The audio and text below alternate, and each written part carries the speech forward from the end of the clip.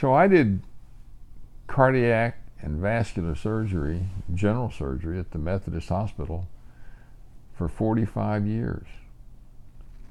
And I never went to court, never got sued and went to court. A time or two I got sued, but it was always nothing stuff.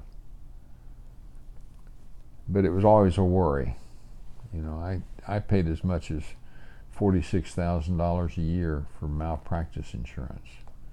Because I never got sued, by the time I finished, it was down to $22,000, and because I had not been sued at all, I think I was paying only $18,000 a year, but it's still, you know, it's still a lot of money, and other specialties don't pay that kind of malpractice insurance.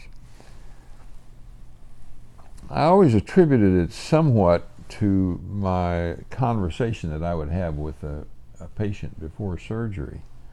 And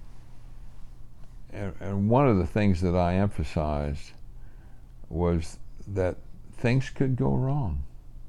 Things, you know, patients could die. And I would explain to the patient, you know, that their risk for most of the operations that I did was 1%.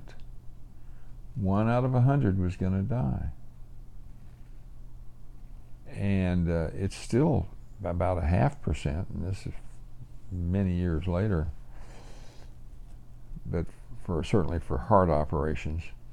And I'd say, I know you think that 1% is almost no risk whatsoever.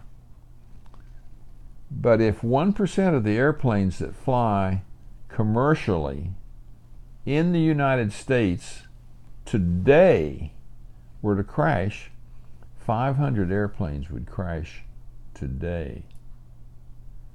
Now it's about 800 because there are 80,000 flights a day. But 500 airplanes would crash today.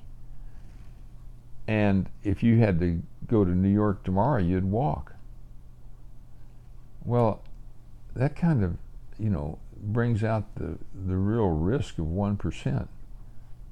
And I would look at the patient and say, now I'm not telling you this to frighten you. I'm telling this to your family sitting over here, so if things go south, they won't be mad. And they always understood. They understood that. Yeah. And things, you do 1,000 cases every couple of years, and that's 10 patients going to die. So I mean, it happens. Yeah. I don't remember it being that bad. I think that most of the time I got my patients through. I was very careful, and I did.